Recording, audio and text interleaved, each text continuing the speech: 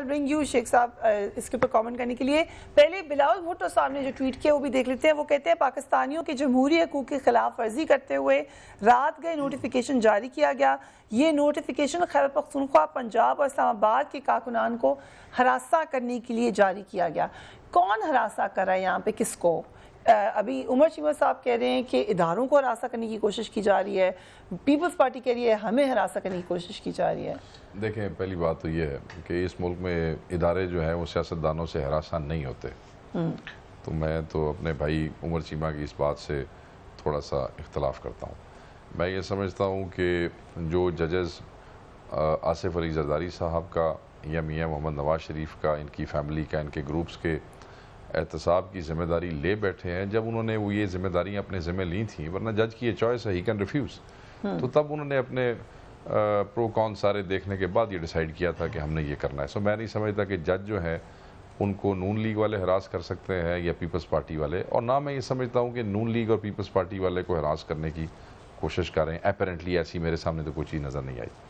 But anyway, अगर एक large crowd आप लेके जाएंगे, हाँ मैं आपको देखिए, लार्ज क्राउड जो है, अब एक मुंसिफ है, एक जज है, वो अदालत में बैठा है, एक popular non popular political entity वो अपने वर्कर्स के साथ वहाँ आते हैं, वर्कर्स बाहर रह जाते हैं, वो अंदर आता है, और जज अगर इसका भी प्रेशर लेता है तो फिर मेरे ख्याल में जज को ये अपनी कुर्सी छोड़ के कोई और काम कर लेना चाहिए।